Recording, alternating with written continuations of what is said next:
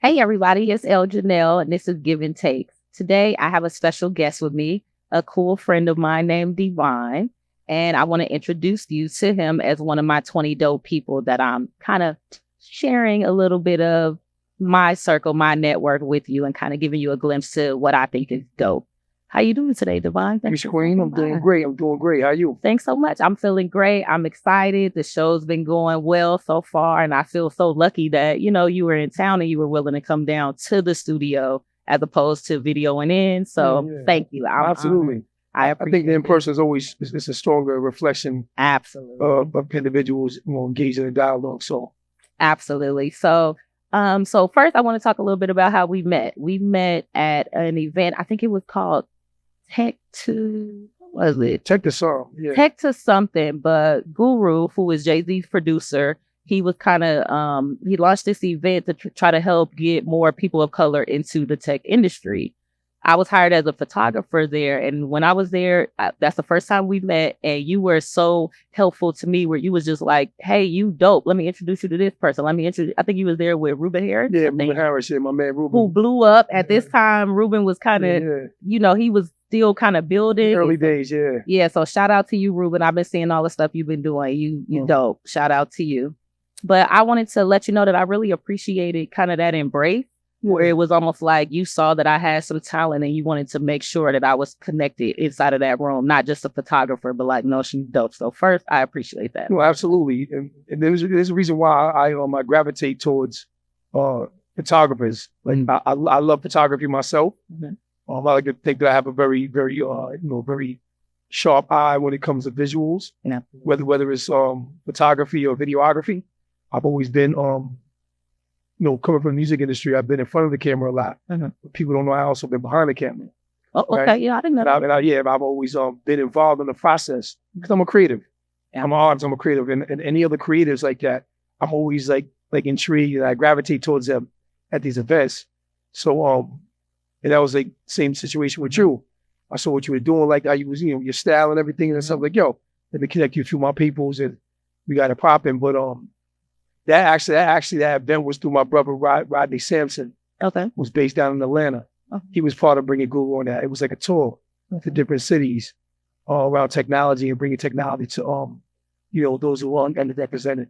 Yeah, that was an event where sometimes I get hired to do like photography or something, but I was listening to the event. Like, it was almost like I was a attendee, or it was for me as well, because I have, ideas in different spaces in the tech industry, but I don't necessarily always know who to connect with or what open paths there are for me to take. So it was a really dope event. Like I said, I really appreciate you, but I see you at a lot of different tech and hip hop kind of combination events. So could you kind of explain a little bit about what you do and why is your life so dope? Like, let the people know how we pulled this off. I'm striving to make my life doper. So it's a constant evolution for me.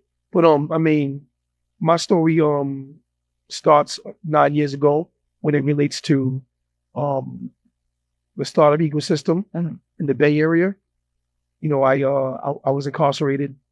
I learned about this venture capitalist who loved hip hop. Mm-hmm. I saw a connection to my life experience and to how me and him could connect through hip hop. His name is Dan Horowitz. He's the co-founder and general partner of Andreessen Horowitz, and the famed venture capital firm. Yes, very in Silicon Valley. Anyway, read about him, was intrigued by his connection to hip hop. Mm-hmm. And they wanted to know more about that. At least from prison, connected with him. And that's how I entered the space of venture capital, of startup building, of entrepreneurship, and specifically the Bay Area. But wait, that's a cold jump right there. Incarcerated to with a billionaire. I feel like we kind of missing something in the middle. So what do you think it was about you? Because I'm sure it's a million people who want to connect with him. So what do you think it was about you or your energy or your strategy or whatever that you think allowed that connection to happen? All my life, I've always been able to connect with people. Mm-hmm. Not only connect with just people, but a lot of instances, it was just always people at the top for their game. So when I was in the streets hustling, I always connected with the guys who always had the supply. Not only did they have the supply in large amounts, but they had the highest quality, you know what I mean, and the cheapest prices. So I always really was position myself at the highest level of whatever industry I was in, so to speak.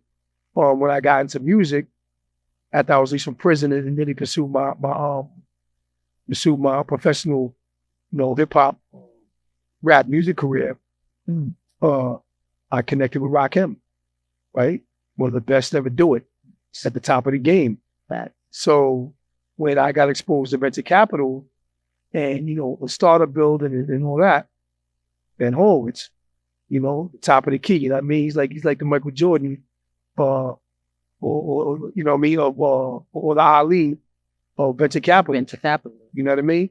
So with that being said, from there, after meeting Ben, it's like really when I started telling my story, really crafting my story in a way that I could connect with more people. Because I knew this opportunity was a once in a lifetime opportunity. Not everybody's going to meet a billionaire. Not everybody's going to be embraced by a billionaire. But I was embraced by Ben. The main reason is because of hip hop. Okay. Right? My affinity for hip hop, his affinity for hip hop, his love for hip hop, my love for hip hop. Me being connected, in the music industry, him being an avid fan of the music and the culture. It is genuine. I didn't know how to take. So what's your hip hop forte? Who's on your Mount Rushmore? Your top 5? Oh man, that's a hard question. Man. You put me on the spot with that one. I'm trying to figure out what's your hip hop palette. I have to say, yes, again, better question. But I will give you who I think, for me personally, what I would say, Rakim, of course. Nas, no doubt.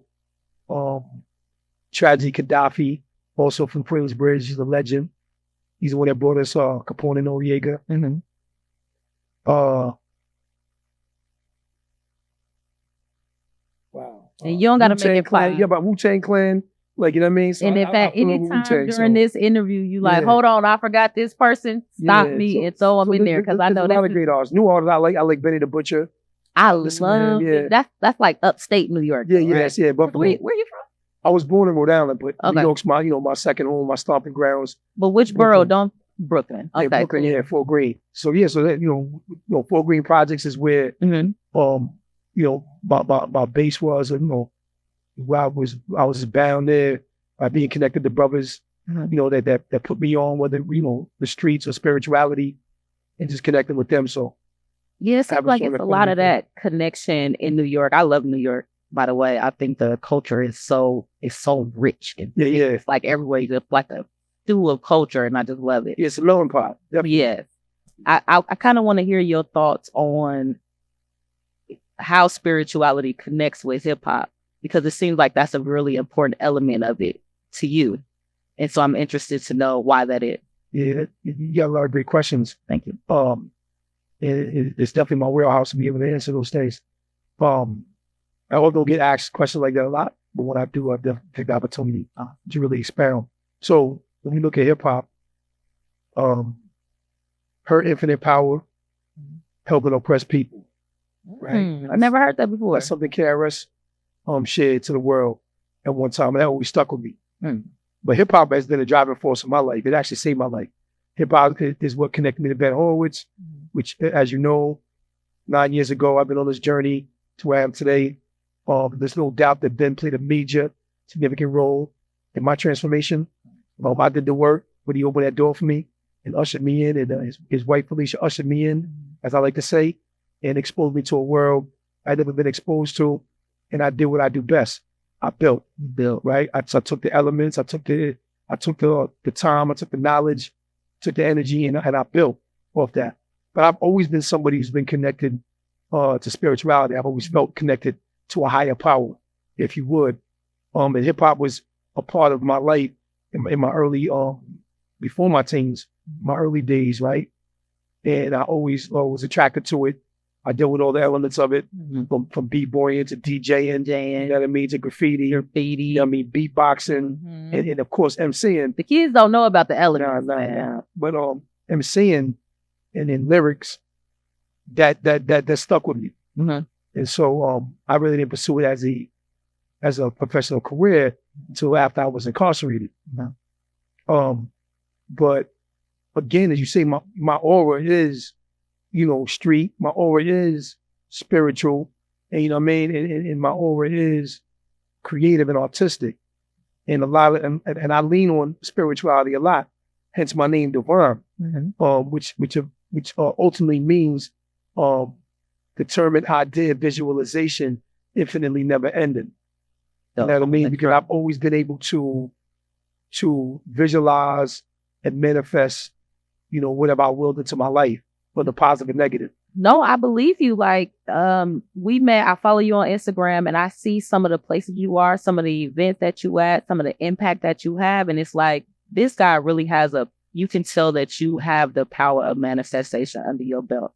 I got it a little bit, but I think mine is a little shaky. Like I always say, like, I got some sort of special, like I got some sort of sixth sense, but I'm blind in it. So I can feel it, but I don't know that it's it's not as precise as I would like for it to be. Right. But that's one thing I see in you. I feel like when you decide you want to do something, you can manifest it and make it happen. So I want to share with the people some of the things you have done. And also, I want you to give a little insight for some people who may not know much about venture capitalism, so that maybe some people who come from like the places we come from can start to get interested in it. Like, so let's start with this. Do you think there's a space for hip hop in venture capitalism? But when you refer to venture capital and hip hop, and there being a place and space for hip hop within venture capital, I mean, Ben is the embodiment of that. Ben Horowitz is the embodiment of that. You have other venture capitalists who kind of like lean towards hip hop a little. You know, I know a couple of them, but not many.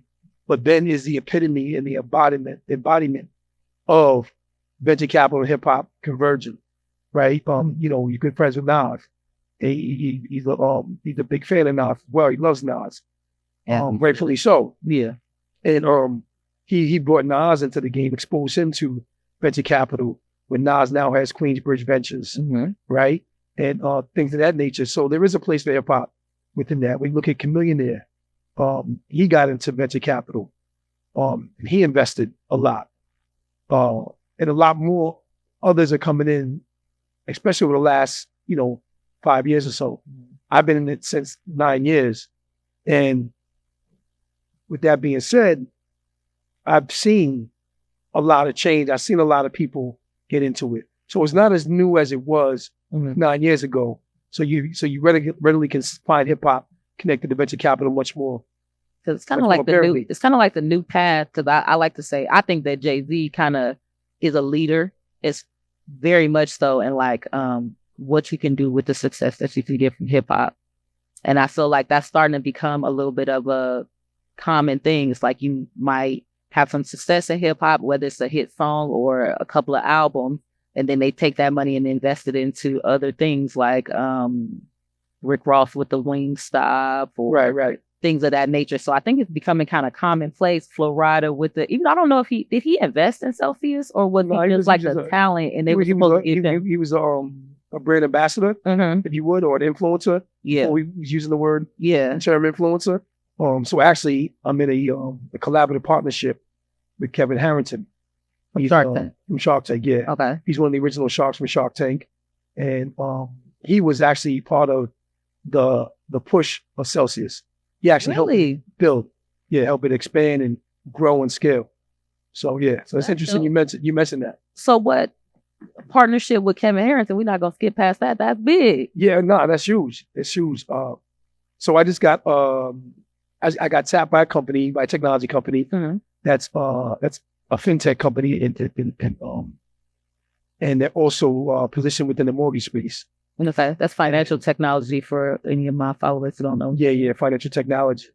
So they actually brought in Kevin Harrington to their company to help with marketing, to help with brand recognition, to help with scaling their company, and they end up bringing me in. So I just got appointed as head of culture. So I'm now head of culture at a company. The name of the company is called Farm Free. What does being head of culture mean? Like, what do you do? I mean, I could see how you would qualify for a title like head of culture. Yeah. But what is that? What do you do in that role? I mean, it's in the sense of culture and how it's defined within the role that I'm at with Farm Free. It's really just outreach to a demographic and target audience in an authentic, genuine, and a relatable way. Okay. Right? Because again, Farm Free is the financial technology company situated or positioned within, and also a leader within the mortgage industry space. And what they're doing is they're bringing accessibility to credit and home ownership for individuals who are unserved and underserved. Underserved, right? And we know when we hear the terms unserved and underserved, we know that's relatively people who are African American, Black, and or Hispanic, Latinos. Okay. So me being somebody that comes from that target audience, if you would, they chose me to assist them in bringing that target audience in. That's big. Yeah. I know a lot of times I feel like people of color get used in order to bring a company to our community. So it's dope to me where it's like, nah, we in partnership with you, we recognize the value of you understanding the culture, and we're going to make sure that we put you in a place where you recognize for it and you benefit financially and, just moving forward, because you'll have another opportunity to be head of culture somewhere else or even bigger based off of that. So I think that's dope. I think that's a real tide that's changing. Yeah, well, that's great that you say that, because that was very important for me, right? To not be the the token, Black guy. A lot of people feel like just getting close to it is good enough for them, and it's like, no, don't just put me close to it where you kind of use me in a way. But my relationship developed with the CEO and the president. The CEO's name is Brent Chandler. President's Eric Lappin, and I connected with them at an event in Utah, of all places.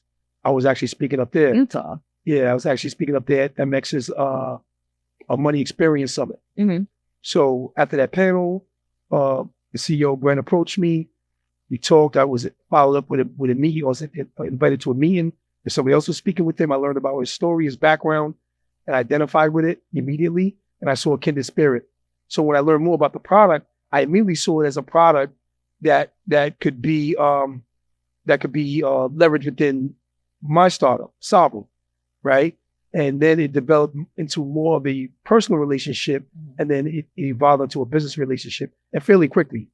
After meeting, that seems to be one of your greatest skill sets, that you're able to identify a certain type of energy, connect with it, and kind of amplify the value. I had to tap right into it. So I recognize in the people, I'm a very good judge of character. I know how to read people.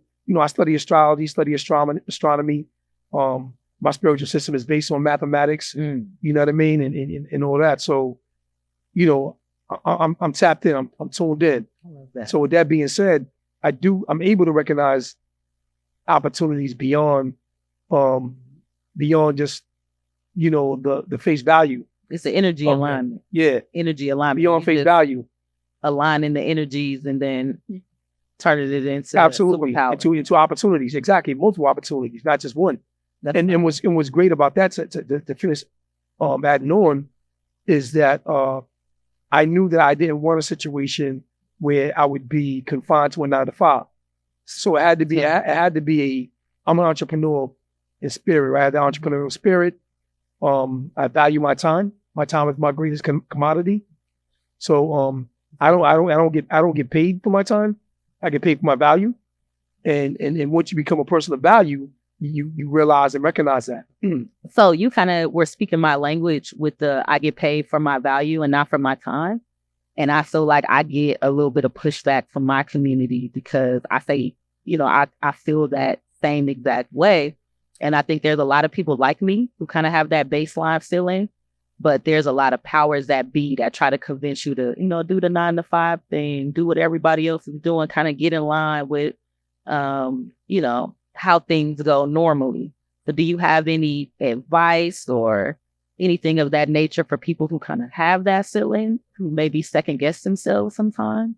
Absolutely. I have a lot of great insights on everything you just shared, which I love, which is why I'm intently listening to what you're saying. Because I'm like, again, this is a different type of interview where we're able to peel back the layers. Absolutely. Because if the layers aren't peeled back, you can't get to the source, right? That's a fact. So you have to do that. But first of all, when you think about the human existence, it's a job. It's a job to live. It's a job being born. It's a job living. It's a job growing up. It's a job conforming to society. It's a job, gaining knowledge and information to be able to move through life and living. So it's all a job. You know what I'm saying? And how I like to really put it, not so much a job, not that word, even though it is, but it's more, it's work, process. It's a process. A job is a process. True. Right? So that's a better word I like to use. It's a process. And with any process, it takes time. There was a time where I didn't recognize my value. Okay. At the highest level. I recognize my value to the streets. I recognize my value to other drug dealers that I supplied. I recognize my value to my plug and my connect, right? But that's superficial value. That's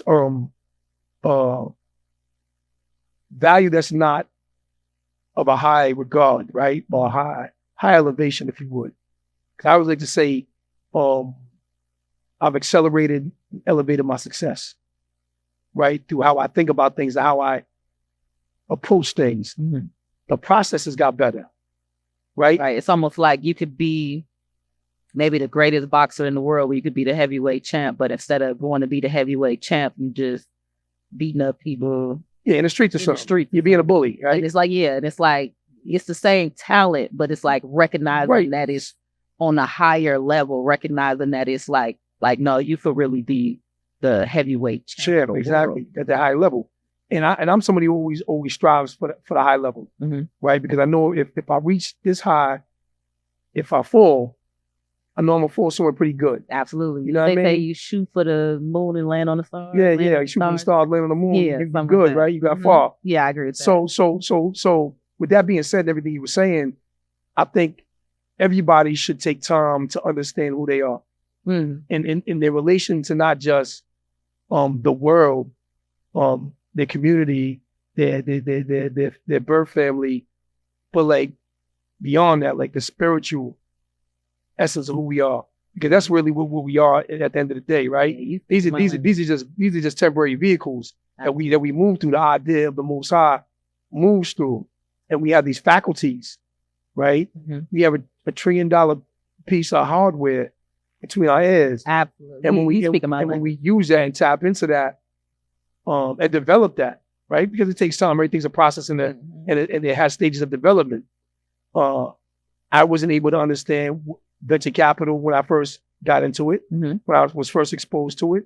But over time, I learned the processes. I learned, the structure, the frameworks, and all that. Startup building, same thing. I was always entrepreneurial, always had an entrepreneurial spirit. Yeah. But I was just pushing the wrong product. I was in the wrong space. Yeah, you was using the wrong product. And it's like, this is like, it's like, without being vulgar, it's like when you think about the seed that fertilizes the egg, right? If that seed isn't placed in the proper environment, it's not going to bring forth the light that it brings forth. Not at all. You see what I'm saying? So exactly. So everything has to be placed into a particular environment, and there has to be certain conditions to bring about life in different ways. And life could be your startup. Life could be, that promotion you're looking for, right? So, and everything has a time. Everything has a season. You know what I mean? So that's like the high level, like the deeper level of it. But like believing in yourself, is going to be key at all times. Having a growth mindset, being coachable, being willing to learn, finding a mentor, because it was Ben who believed in me. That's what was a spark. Have a mentor. Ben became my mentor, and his belief in me, like who he was so impressive upon me, my spirit and my mind and my emotions. It allowed me to break free from that negative psychological cycle of recidivism that I was caught into. That's deep right there. That's really deep. I think that's really important. The importance of a mentor. I think a lot of people are talented and maybe they don't have that person that can kind of refine their confidence like that. Because when you talk about the cycle of recidivism, sometimes I think about cycles that I'm stuck in.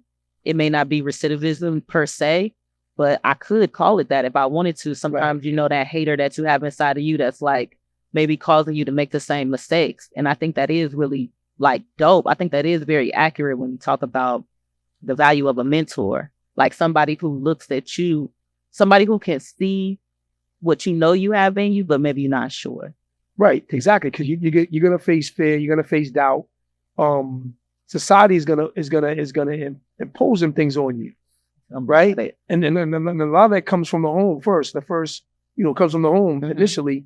Then it goes to high school or school, right? When you get to the public school system, that's your first taste of society in a small way, right? Absolutely. A microcosm, if you would. Absolutely. But the larger world, the macrocosm, or the larger world that you have to go into and perform and go through the process, right? Or those processes, you're shaped and formed by your development in those earlier stages of life, from the home, from the womb, in fact, to the home, to the schoolyard, to high school, to college, so forth and so on. These communities where you're engaging with when you're engaging in human interaction, and all those things. It's a lot, right? It's a lot of information to receive. You don't know if you're receiving the best information. Maybe you didn't go to the best school. You know what I mean? Your thinking isn't sharp. It isn't tested. Absolutely. That's how a lot of people, it isn't exposed. A lot of people, like I know when I kind of disagree with people or I see where they went wrong, it's usually a fallacy in there somewhere. Like they believe something to be true, but it's like flawed logic. And then if you really go and investigate, you can figure out where in their life they hit that flawed logic that they believe is true. And it's kind of the reason for the cycle of, I don't want to say failure, but kind of relearning the same lesson over and over and over again. So you're right. It is a lot processing. Yeah. And all of it's programming, right? With the human the human brain is a computer. If you think about it that way, right? It's technology. Yeah, I do. Everything that goes in is you can only get out of it what you put into it. So if you didn't go to the best schools, Ivy League school or education, you're not educated to be a high performing individual in the sense of whether that's business or otherwise.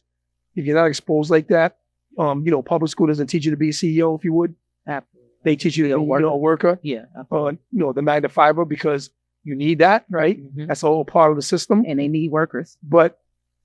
And some people are okay with that.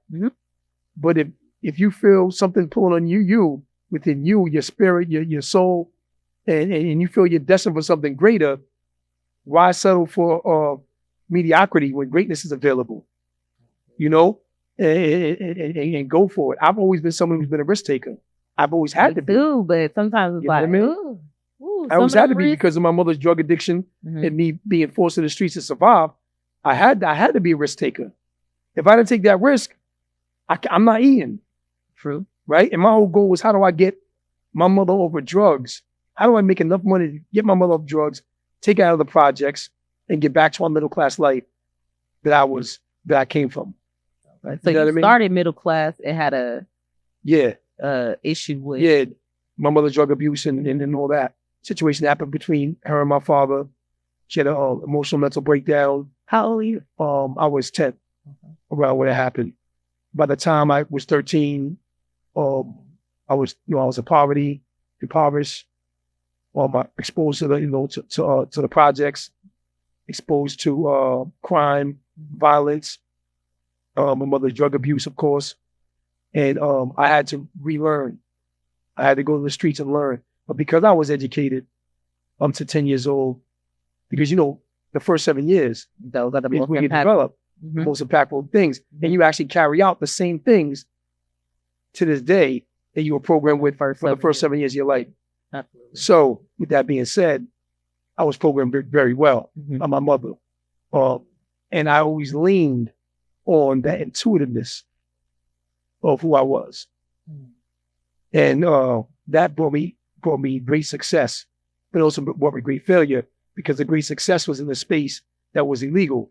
But that great success was in a space that was destructive to my community and people like me.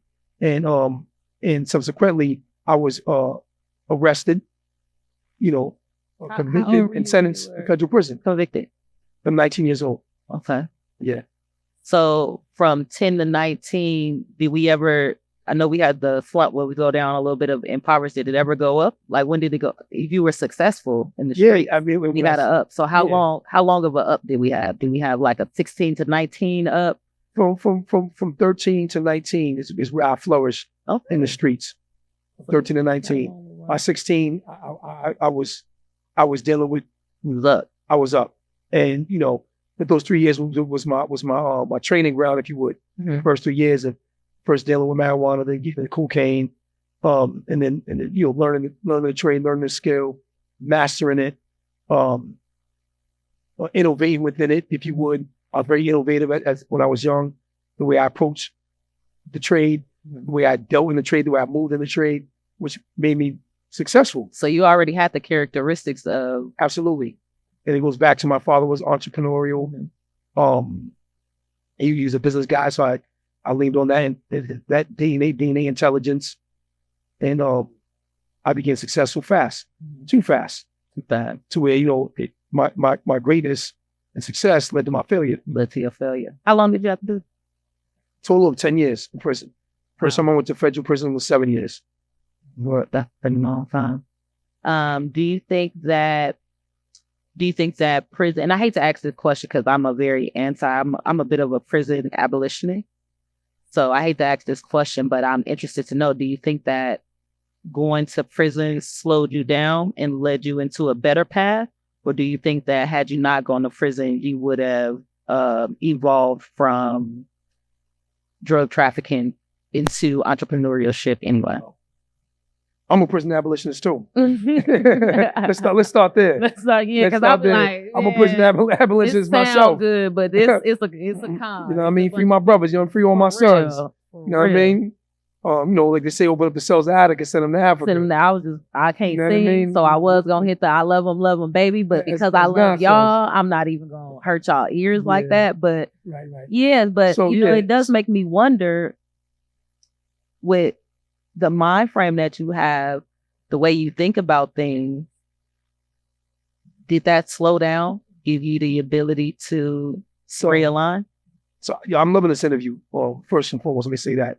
But you have great questions. You dig deep into mine, and I really appreciate that. Because it allows me to manifest in a deeper way who I am. In a deeper way who I am. Absolutely. That a lot of people don't know, or even would even consider. Because I'm taking on face value. But that was my whole thinking when I went to prison. The judge, when he sentenced me, said, consider it like going away to college. Wow. My first thinking was prison. I don't know any prison that's like college. I can't even imagine that. And I've never been to college. So how can I compare it? Right. There's no comparative for me, or mentally, or, through firsthand experience. So anyway, I did end up applying that though. But in my own way, on my own terms. I said, you know what? If I'm going to go to prison for all this time, I have to educate myself in every way possible that I can, because I only had an 8th grade formal education. I'm still taught beyond that. And did get my GED though. I didn't want to be behind. I at least wanted to be at the same level of those in the streets while I was going to develop, if not above and beyond that. Absolutely. Right. So I turned prison into my university, right? And I would read science books, geography, world history. I lean a lot on spirituality, for the most part. So I read the Bible, the Quran, I went to all of the different religious services that they had, whether that was the Nation of Islam, whether that was church, the Hebrew Israelites, the Native Americans. They had things there that they allowed them to practice. Whatever it was, Judaism, Buddhism. Like I studied all these religions, and one thing I found with religion, and I definitely don't get into arguments about religion. Yeah, no offense. It's like sports, right? Mm-hmm. Like what they say, people will kill you. Sports, politics, and religion. Yeah, that's right. Anyway, what I learned about religions, the word religions, the major ones and the minor ones, and everything in between, was that they all meant to two specific points. One was a belief in a higher power. Amen. However you see the higher power. Whatever you want to call it. Yeah. Right? The second was being righteous, being right and just. Mm-hmm. Right? Want for your fellow man like you want for yourself, if you would. Anyway. And so all of them have that in common. Yeah, absolutely. From what I've seen, what I've studied, that, a belief in a higher power and being right and just, being righteous. Mm-hmm. That's what it's all about, right? Yeah. And like you can if you can achieve that, then it really don't matter. Right. Everything else, absolutely. Absolutely. Exactly. Which book you read with those two tenets right there, you can apply those to your life. Everything else in between is just you don't fall out of those tenets. It's like a way to convince you to do that. That's what I see the religion. You fall out of if you break from those two tenets, then that's when all the other stuff comes in, all the gray area, all the static, all the chaos, all the controversy. You know what I mean? All the violence. It really highlights the power of belief too, as well. Absolutely, because I feel like for the number one thing to be belief, I think belief is such a strong word, and that a lot of people think higher power is the strongest word, but to me, it's the belief. Yeah. Because I think there's a lot of power in what we believe, similar to what we talked about. Imagination. Ability to manifest. Yeah. I think there is like a superpower in what you truly believe in your heart and soul, what you see in your mind's eyes, and what you work to make happen. So I think the human belief engine is very powerful, and a lot of people they kind of squander it sometimes by allowing themselves to be influenced by different people that I would say maybe don't have their best interest at heart, which is what I think is happening in hip hop a lot right now. So what are your thoughts right now on how hip hop has been somewhat commercialized? I wonder what you think about that, seeing as though if you're into venture capitalism, you have to be a little bit into capitalism itself. And the value or the beauty of building something, starting small with something and building it up so that it's an engine. It's a whole system where we can accumulate a lot of resources based off of it. Do you think that hip hop has become commercialized? And do you think it's too commercialized, or do you think that's just the success of hip hop? The first part of that question, I want to say that there are multiple gifts, spiritual gifts that we possess that work together. Mm-hmm. Whether that's faith, belief, imagination, mm-hmm. You know what I mean, that play a role in being able to manifest in this world. Absolutely. Things into a physical reality. You have to see it first before you can believe it. Mm-hmm. Right? Mm-hmm. As people say, seeing is believing. Your mind's out. Stay with me. Absolutely. No, I'm with seeing you. Is believing. You know what I mean? So when I say you speaking my language, yeah. I'm leaning back. So seeing is believing. Mm-hmm. But you have to see it physically before you believe it. It's the image of the mind, right? The imagination. Absolutely. Then the belief sets in. And like Napoleon Hill says, think and grow rich. Believe it. Conceive it. Believe it. Achieve it. You know what I mean? So that's the first thing I want to say about your question. The second thing regarding hip hop being commercialized, hip hop has already been commercialized. A long time ago. It was commercialized a long time ago. It was co-opted a long time ago, right? People who are the creators and originators of hip hop don't control it, right? Haven't controlled it. since the early days, right? Almost since the beginning. But it's all about how much was it not controlled by us, by the creators. I get what you're saying. Right? What was the percentages? Like we didn't have the brains, but we had an influence, and now it's almost. Yeah, I mean, we created something that other people from outside saw could be commercialized. Okay. It could be turned into commerce, and money could be made off it, and it became a global phenomenon. People that didn't see the exploitation of that were the ones to say, "Oh, this is just bad. It's gonna die out in 40 years." Right? This is the 50th year of hip hop in its existence, right? So anyway. It's been commercialized. It's been co-opted in many, many ways.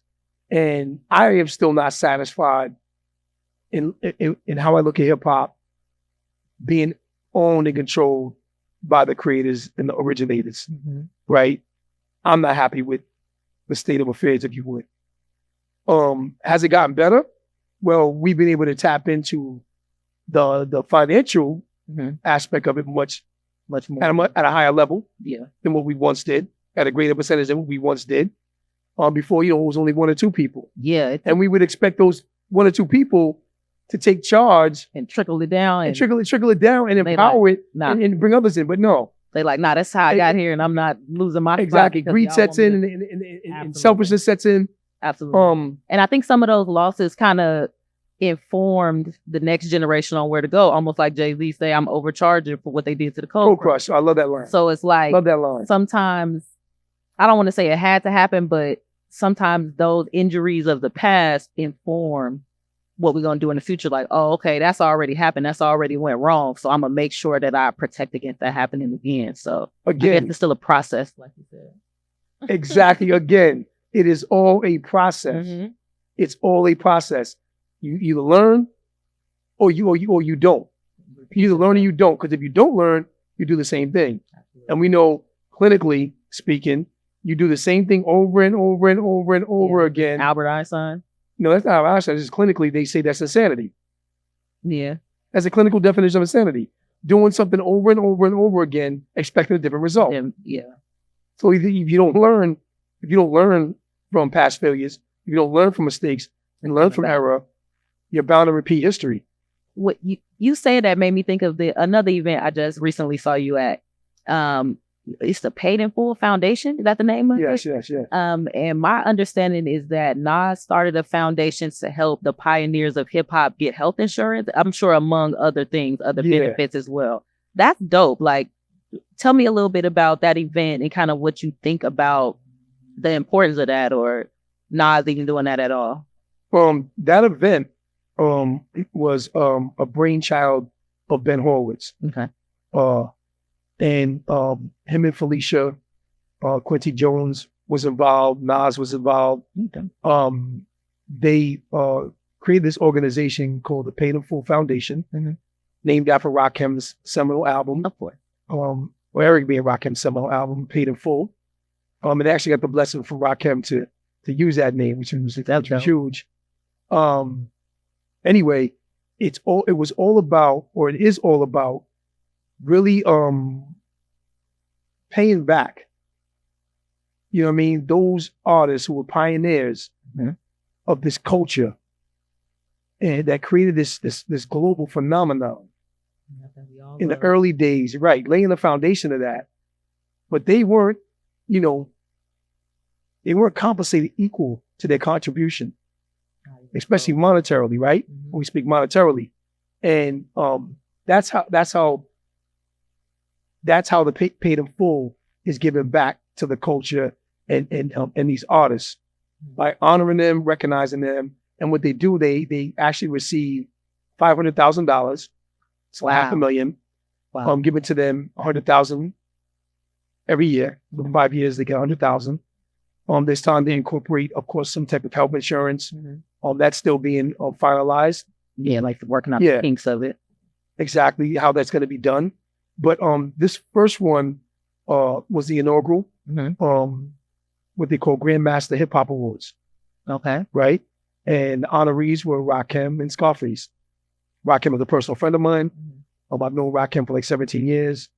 And this is not only is this was a vision of Ben's for 20 years, right? For culture he loves and arts he loves, to see this come to fruition.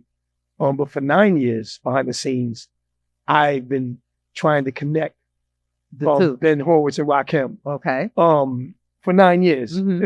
And believe me, it's been proven to be quite difficult. It happened, but it was quite the task, if you would.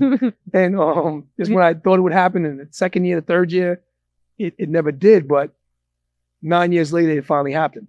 And it's crazy because 9 happens to be the number of birth and being born. Exactly. Yeah. Okay. Exactly. So it was finally born in 2023. And I was honored, and it was a privilege to be in attendance and to play a small role in helping it happen. Head of culture. Yeah, right. Yeah, exactly. Right. I'm always on the clock. I'm always on the clock. So anyway, that event was it was beyond words. It's like if you go to I'll give you a good analogy. If you go to a football game, you go to a basketball game, and I go to one, and we meet. But I went to one last night, but you didn't go. I said, yo, that game was crazy. It was this, it was that. You're going to understand and be able to identify that emotionally and connect with that because you have the knowledge of going to a game yourself. Got it. Now, this event was so high level and prestigious and so exclusive and so finely curated. I could tell you about it. But it wouldn't. But it's not going to do any justice because you're not going to be able to connect to what it really was. You had to be in the that building. high level. It was that electric. It was that emotional. I can imagine. I mean, I never seen Rakim smile so much in my life. You know what I mean? I've known him for 17 years. 17 years. You say, and prior to that, I saw him in magazines. In my young age, in my teens, or before I finally met him in my old age. And I mean, he even said, it damn near brought a tear to his eye. Nas gets on stage, fans out. You know what I mean? That's Nas. Yeah. You know what I mean? That's Nas. I love when the greats fan out. And he fanned out, and it was beautiful. And it was beautiful. And I don't say that in a derogatory way. I say that in a beautiful way, in an empowering way. To show you who inspired Nas, what inspired Nas to become the great artist that he is. He is. That he in turn inspires. And Nas being able to get that back to him, I know that meant a lot to him. I'm sure that meant a lot to Nas. Absolutely. Like he expressed it on stage when he was presenting the award to Rakim. It all came out and it was just so beautiful. So is that gonna be like almost like our hip hop, like what do they have? The Rock and Roll Hall of Fame? Or the hip hop Grammys, maybe? Ooh, the hip hop Grammy, the paid in full foundation. We definitely need more of that. So it's called Grandmaster Hip Hop Awards. Grandmaster Hip Hop Awards. That name is already huge, right? Yeah, Grandmaster is still that's crazy. Already culturally. Exactly. That's already something that we, that was a pioneer. The pioneers, we call themselves Grandmasters. Yeah, that matters. Yeah. Could we touch on like what is Solvent? So Solvent means to be debt free. The word itself, right? Have financial freedom. And from that premise, I started ideating the company Solvent at the end of 2021. Okay. Prior to doing that, I had a company I had started a year after me in bed in 2014. So in 2015, I started a prior fintech startup called Black Fintech. And Black was an acronym that stood for Build and Leverage Acquiring Knowledge. And it was an alternative to the Rush card. Okay. Right? Got it. I had a Rush. So I was one of the first. I had one too. Yeah. They got and I learned about it in prison, actually. So that's funny. But it was an alternative to that had more of a social impact component to it, empowered the end user. And we added like entrepreneurship education, financial literacy, elements like that you hadn't seen. So I was way ahead of my time in the sense of thinking about banking for Blacks or Black America, right? Absolutely. Years after me, you have a whole bunch of neobanks. Maybe not a whole bunch. Not a whole bunch, but more than what they were, right? And then and a lot of them you hear about them when they when things happen. We don't want to mention anybody. When things happen, right? Yeah. So anyway, I spoke about that to understand that, so you can understand that Solvent is almost like a new iteration of what I was doing with what you was doing then. Okay. Right, exactly. So 2021 started iterating it, the end of 2021. 2022, I incorporated May of that same year. That was in February 2022. I incorporated.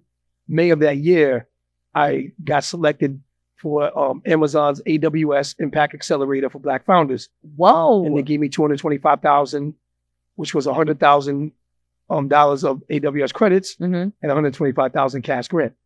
But before we dig into that, let me explain what Solvent really is. Okay. Solvent is a mobile first, I should say, all-in-one or comprehensive banking and financial empowerment platform. Focused specifically on the system impacted. Now, who are the system impacted? We're actually redefining that to include the following 4 segments: socioeconomically disadvantaged, formerly incarcerated, the family, friends, and loved ones of the formerly incarcerated and or incarcerated, and the incarcerated. And our platform is really just affordable, tech-driven, personal finance and banking tools, products, and services, including financial literacy and entrepreneurship education. And it's for them to leverage to optimize their financial lives. Oh, that's dope. I didn't even know that it was targeted at those specific communities. That has like a little bit of a sensitive spot in my heart. I have a few friends that are locked down. A few of them are actually innocent, so that makes it a little worse. And just going through the process of dealing with a loved one who's incarcerated and also having an entrepreneurial mind and just seeing how so much of it is a taxation of the person and the family, even if whether it's commissary, whether it's phone calls. They made phone calls free out here now, but that's a new thing. Before, it would be so much of a tax to pay to even speak to your loved one. And that always kind of bothered me, because I can understand how a person incarcerated to feel like, man, put $40 on your phone, put $100 on your phone so I could talk to you.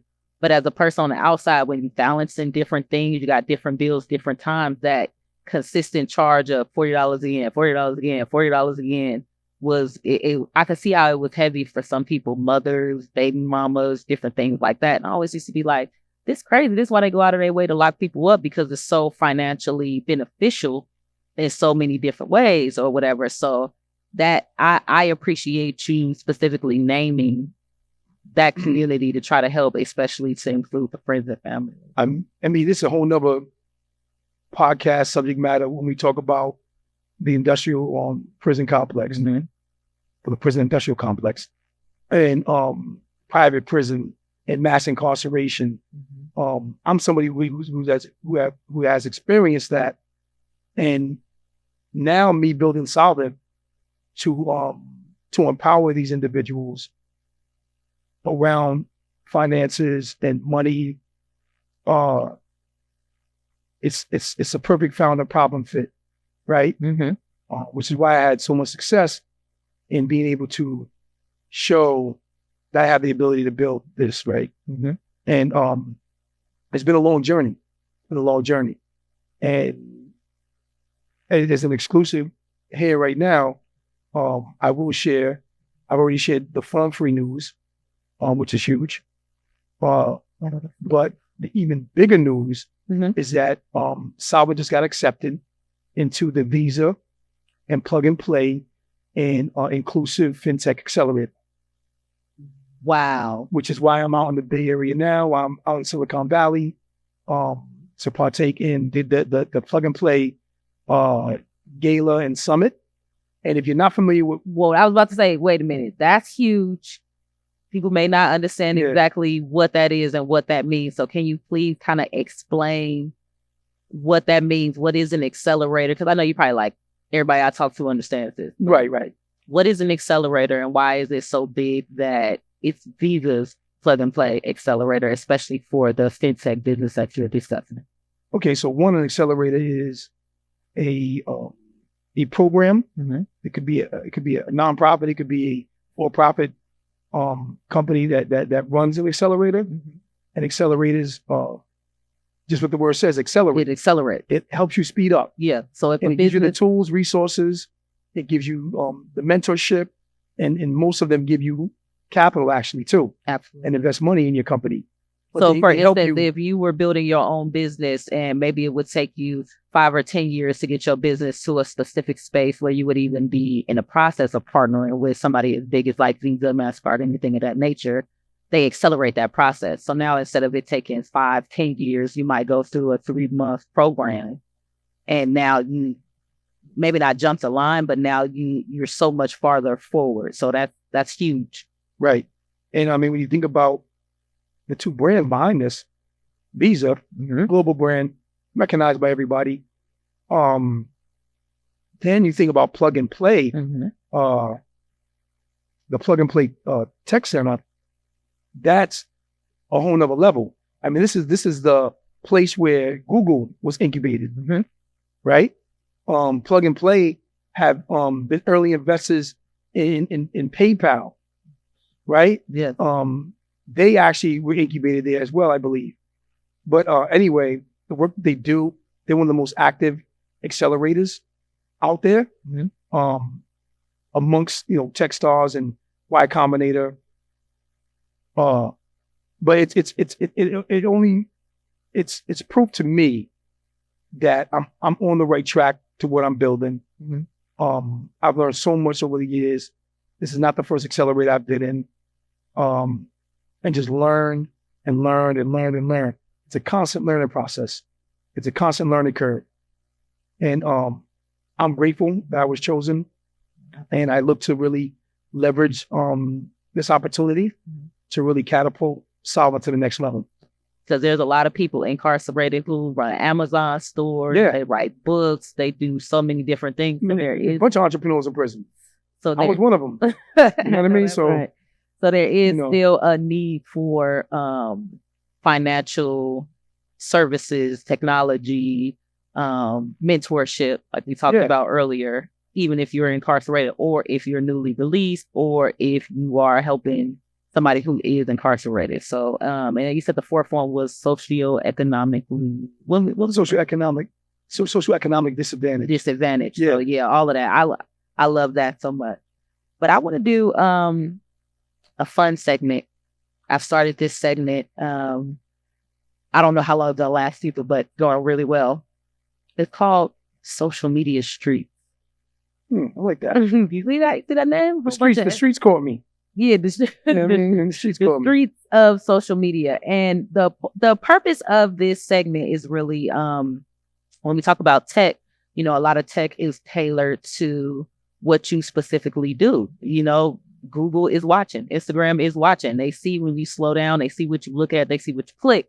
So what I notice is that since everybody's algorithm is different, you can learn a lot about a person based on what is on their algorithm. Right. So I've been doing this segment where I've asked my guests to share their algorithm with us just to see a little bit of, like, what can we learn? So first, we're going to start off with your Instagram. Yeah. So I'm a switch to your Instagram. Just tell us a little bit about what I see and what this means. So, okay, you up.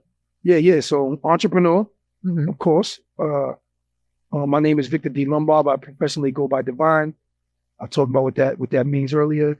CEO and founder of Solvent, of course.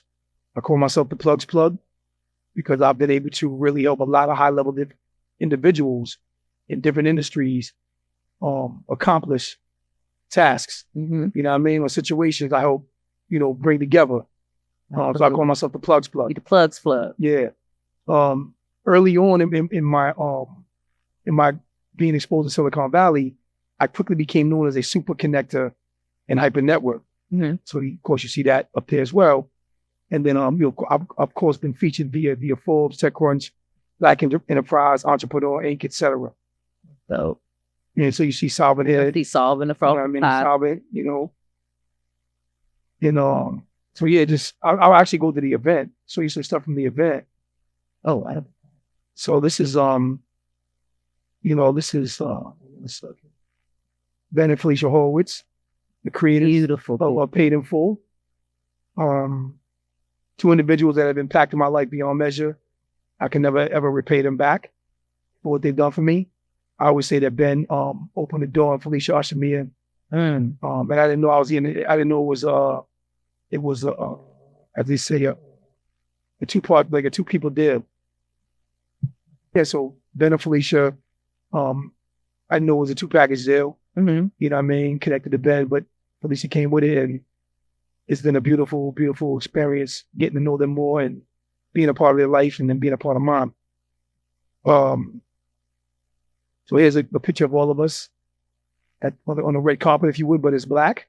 Black carpet. The black carpet. I like that. You know? It's me getting prepped up before the event, you know? 30. And ready. That's CEO Brent Chandler. Okay. He actually came out from Form Free. From Form Free. Yeah, exactly. Dope. He actually came out. So it was his first experience being amongst hip hop artists like that. And me and the guard Rakim. God. Me and the guard Rakim there. Still looking great. Yeah. Ain't I? I mean him. Both of y'all. I'm joking. So yeah, it's me and Ra. Me and the other honoree Scarface. The guy. He heard it. Brad Jordan. That's the guy right there. He's on my he would have to be near my mind. Yeah. He's ill. He's definitely ill. And then me and the man of the hour, Ben Horowitz, who put it all together with his wife Felicia. And we're smiling for a reason.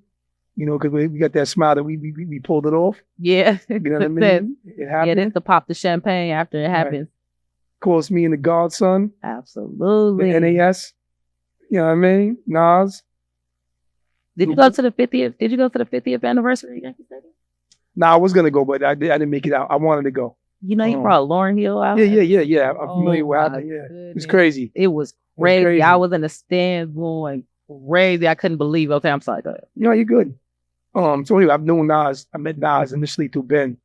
In I think 2014, 15. It wasn't long after I met Ben.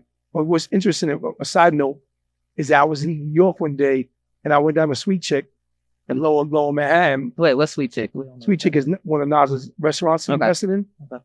And lo and behold, Nas is in there. So this is after I met him. I met him at Ben's and met him a few times, been with him out at Ben's house and different events. And then I run into him in his restaurant, like, oh, what's up? In his element. I mean, we talk about, because we actually were going out. We were both going out to Ben's the following week or weekend for a Super Bowl game. It was like, oh, that's cool. Serendipitous. Yeah, definitely. Hip Hop Grandmasters Award.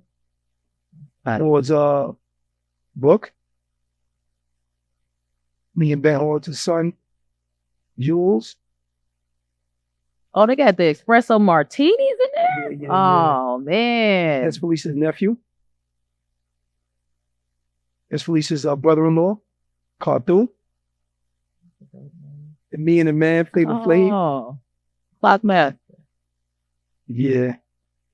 Me and the brother Ice Cube. Was in there? Yeah. I missed this, huh? Me and the brother Ice Cube. This is Davis. Yep. Owner of the Raiders. Yeah, I think when I was at the Democratic. The Las Vegas Raiders. Yep. Me and Colin Kaepernick. Me and Colin Kaepernick. Yeah, so yeah. Me and James Prince. The Mighty J Prince. Whoa. Yeah. Rakim's manager, Matthew. Call him Matt. Nas's manager. Anthony Soleil. Fab Five Freddy, one and only, iconic. Wow. It's crazy. There's so many people in the attendance who going to end up on it was nuts. I was going to say so many people in the attendance, and I know that they probably be on that stage next year. Because you said this is inaugural, so this is going to be an annual award ceremony, correct? Yeah. So a couple of people that was in attendance, you know, they a year or two maybe away from it being their turn. That's absolutely. Dope.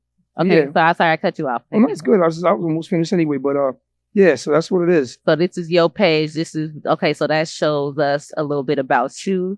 Yeah. Your travel. I notice you always somewhere nice. Always, you know, obviously connecting with the right people. I think Head of Culture is a great. I love the 360 booth. Yeah, it's me getting busy in 360 booth. Oh, they added the effects. Plug and play. Yeah, it's that plug and plays. Oh. This is the plug and play reception and dinner last night. Okay. Yeah.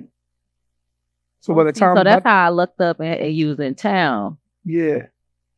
Plug and play, tech center, PMPTC. Yeah.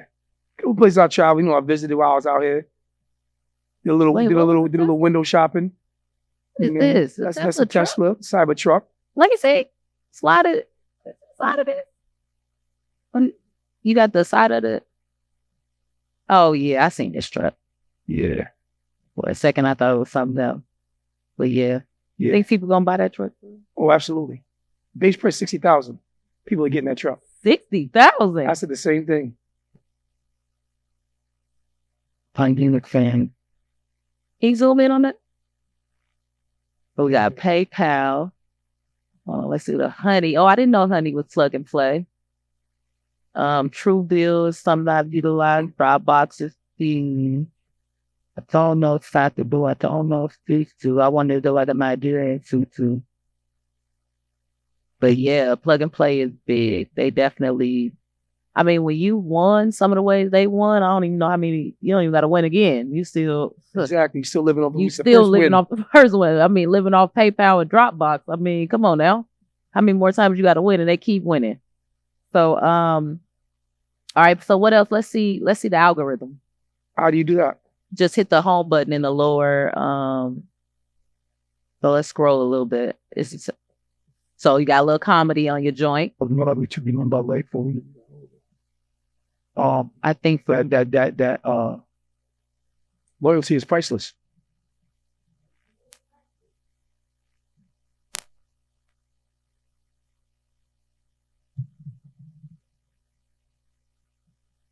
I think for me, one of the ugly truths that I actually heard from somebody else, but I think I know is true now, is when they talk about when you're younger, you worried about what other people think about you, and when you get older, you realize they don't really think about you at all.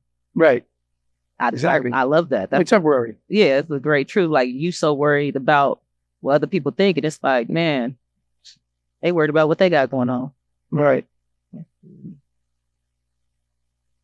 I know relevancy. I know key influence. And yes, my key influencer. People work, human design. So I kind of see your vibe. People moving the needle. Yeah, for me, man, like, I mean, they select your algorithm. Like, we look, you got full zone. Selling is not a pushy winner takes all macho act. It's an empathy-led, process-driven, and knowledge-insensitive discipline. Because in the end, people buy from people. See, I say that immediately. See that? Mm-hmm. Because stuff like, I'm always like, I love knowledge. Mm-hmm. And any when I come across something that ever hits me, I like save it and hold it. Once you're gonna add Black Enterprise. Black Enterprise. Let's stay up a day on Black Enterprise. Oh man, you got the food spots. Yeah, the city. So, you can eat around Boston. I know. So that's a good one. Yeah, let's say, oh yeah, all you can eat. Oh, I don't be doing good at the all you can eat though, because I got like a little small stomach, so I'll be feeling a little whoop. Yeah. So I can't really shut you down and get the itis real quick. Yeah, I'll be like, oh man, I couldn't really, get my money's worth, because I eat like a bird. But okay, come on. Sometimes you have to put aside what you feel for them and pay attention to the truth. Okay, so I'm starting to get your vibe. You can skip past the ads. 1% of billionaires are Black. That's a lot. Huh? 1% of billionaires? What is this? Vegas. I was just in Vegas. I went to the Usher concert. It was tight. Oh, yeah. Did you make it to Usher? Not even me. Felicia told me about it. They live in Vegas now, her and Ben. And when I go out there, they often bring us to shows or something like that. Yeah, but they went to one and Nas was performing. Swag. What's your swag connection? Do you dip into the streetwear? Oh yeah, I mean, I don't really go streetwear. I wear Sergio, of course, classic streetwear, if you would. Mm-hmm. It's actually tennis apparel, but the streets do it. Yeah, it's taking it flip streetwear now. Yeah, exactly. So yeah, I'll do my thing. So it's just kind of like on a personal fashion sense. It's not really where you like really done any investments or tried to? Oh yeah, not yet. It's personal. Gotcha. Yeah. Let's see what else we got. Affordable housing. So we got a little politics in there. Investing in affordable housing. So I think you passing. You definitely passing the social media street test here. Oh, okay. It's all good. Let's let it go on like right here. Who is this? I have never seen it. Derek P. Whitehead. He talks about finance and real estate and things like that. Good, he's sharp too. Well, yeah, I'm like all about, a quiet mind learns better, quiet mind observes better, quiet mind acts better. And quiet just means you settle down the chaos. Yeah. You got that focus, that intention, that you're purpose driven. I love that. You know what I mean? Oh, I want to mention about Solvent too. Okay. Solvent is a for-profit company. Okay. But it's for purpose. Oh. You know what I mean? So not non-profit, but for profit. It's for profit. For purpose. But for purpose. You know what I mean? Because I love that. I'm a mission-driven and social impact-driven entrepreneur. Mm-hmm. I could have it any other way. Yeah. I love that. So before we wrap up our interview, is there any other thing that you would have liked to touch on that you think would help show my audience why I picked you for my top 20 dope people to introduce to the world? I look at my top 20 dope people as also a way to introduce myself to the world, because I think the people that I choose say a little bit about me as well. So I really appreciate it. I think this interview was so dope. I learned a lot. I think you did a good job representing what I think is dope. I appreciate that. No doubt. But is there anything that maybe I missed that you think is important? And also after that, if you could tell people like how to find you, how to reach out to you. Yeah, the audience can find me on all social media platforms at Divine Fourth Letter, DIVINE, number 4 TH letter. Also, you can find Solvent at justsolvent.com. That's JUSTSOLVENT.com. All right, that's tight. And this is another episode of Give and Takes with ElleJanelle, with one of my top 20 dope individuals to help introduce you to me and introduce you to the world, or ElleJanelle's world. And so I will catch you guys on the next one. I appreciate you so much. Appreciate you, Queen. Peace.